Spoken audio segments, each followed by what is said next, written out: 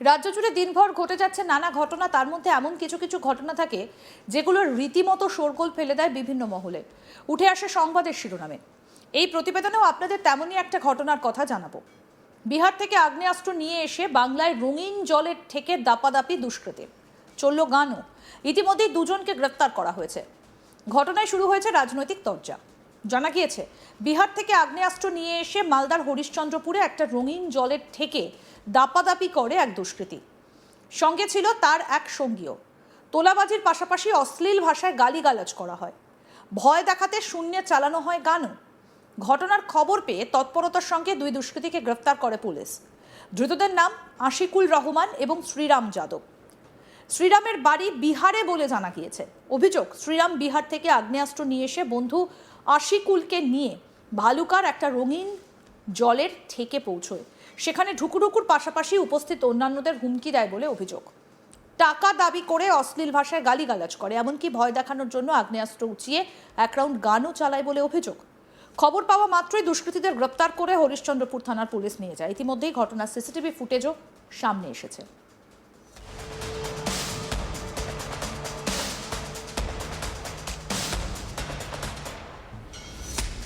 ধৃত যুবক শ্রীরাম যাদব কি বলছেন শুনবো। कहाँ से लाया बंदूक? बंदूक कहाँ से लाएंगे? बंदूक फायरिंग किया ना आपने? हाँ, क्यों किया? झगड़ा हुआ था इसलिए कर। किस लिए झगड़ा हुआ था? क्या लेके झगड़ा हुआ था? हाँ, दारू पीने के लिए गए थे कहाँ पे? ठेका में। फिर वहाँ पे गाली गलौज करने लगा, मेरा कॉलर वॉलर पकड़ लिया। कौन? तो बंदूक कहाँ से मिला आपको? बंदूक कहाँ से मिला? बंदूक उधर से लाए थे हम। कहाँ से? बिहार से? हाँ बिहार से बंदूक लाया था? हाँ, क्या नाम है आपका? श्रीराम यादव। এদিকে এই ঘটনায় শুরু হয়েছে রাজনৈতিক চর্চা। এই প্রসঙ্গে তৃণমূল নেতা পূজন দাস বলেন, বিহার ও পশ্চিমবঙ্গ দুই রাজ্যেই ক্ষমতায়। আমাদের সরকার যখন ছিল তখন বিহারের দুষ্কৃতীরা বারবার বাংলাকে অশান্ত করত, এখন সব দায়িত্ব বিজেপির। কি বলছেন তৃণমূল নেতা পূজন দাস, শুনবো। আপনারা তো সবাই জানেন এখন যে দুই রাজ্যে এখন বিজেপি সরকার আছে। এর আগে যখন বিহার থেকে এসে বাংলাকে অশান্ত করার চেষ্টা করতো তখন তৃণমূলের ঘাড়ে দোষ চাপাতো। আমরা তো বারবার বলতাম যে বিহার থেকে এসে বাংলাকে অশান্তি করার চেষ্টা করছে। এখন তো দুই জায়গায় বিজেপির সরকার, এখন প্রশাসন আমরা দেখবে, বিজেপির লোক দেখবে। এখন দু রাজ্যে বিজেপি আছে, এখন সব দায়িত্ব বিজেপি, ওরা এখন দেখবে। আমাদের এখানে কোনো কিছু বলার নেই। অন্যদিকে বিজেপি নেতা ওম প্রকাশ ঘোষ পাল্টা বলেন, আগে তৃণমূলের আমলে দুষ্কৃতীরা এখানে এসে দাপিয়ে বেড়াতো, এখন সেই দিন শেষ, অন্যায় করলে ছাড় নেই। কি বলছেন বিজেপি নেতা ওম প্রকাশ ঘোষ, শুনবো। আগে তো টিএমসি সরকার ছিল। এই দুষ্কৃতীরা বিহার সংলগ্ন আমাদের যেগুলো এলাকা আছে তারা এসে এখানে খুব দাপাদাপি করতো। তখন সেই প্রশাসন তখন সামলাতে পারেনি এদেরকে। এখন আমাদের এখন সরকার, বিজেপি সরকার এসছে, পুলিশ খুব তৎপরতার সঙ্গে এই দুষ্কৃতীদেরকে মোকাবিলা করছে এবং অ্যারেস্টও করছে, দেখতে পাচ্ছেন। আগে তো তৃণমূল আমলে এরা বাইরে থেকে আসতো, এরা খুব দাপাদাপি করেছে। ওই সময় শেষ, ওই সময় আর নেই, সরকার চেঞ্জ হয়েছে। এটা বুঝতে হবে, তাদেরকেও বুঝতে হবে। এটা আমাদের এখন যা সরকার আছে, পুলিশকে ফ্রি হ্যান্ড দিয়েছে। কোনো দুষ্কৃতি, কোনো অন্যায় সমাজে চলবে না, এটা আমাদের মুখ্যমন্ত্রীর সাফ বার্তা আছে। এটা সবাই যেন মাথায় ঢুকিয়ে নেই। আমাদের পুলিশ প্রশাসনকে ধন্যবাদ জানাবো, ওরাও খুব অ্যাক্টিভ। আমাদের প্রশাসন, আমাদের মুখ্যমন্ত্রী পুলিশকে খোলা হাতে ছেড়ে দিয়েছে। কোনো রকমের কোনো অন্যায় হলে তাদের কোনো রেহাই নেই। আমাদের প্রতিনিধি মিল্টন পাল কি প্রতিবেদন তুলে ধরেছেন, আসুন দেখি। বাংলার বাংলা বিহার সীমান্ত ভালুকা এলাকা, সেই এলাকায় চলল গুলি। যেটা দেখা গিয়েছে যে বিহার থেকে দুষ্কৃতী এসে স্থানীয় যিনি রয়েছেন তার সঙ্গে বন্ধুত্ব পাত এবং এরপরে তারা স্থানীয় একটি সুরা পান কেন্দ্রে যান এবং সেখানে গিয়ে বন্দুক গুছিয়ে হুমকি দিতে থাকেন, এমনকি অশ্রাব্য ভাষায় গালিগালাজও দিতে শুরু করেন। এরপরে একে অপরের সঙ্গে তর্কাতর্কিতে জড়িয়ে পড়েন।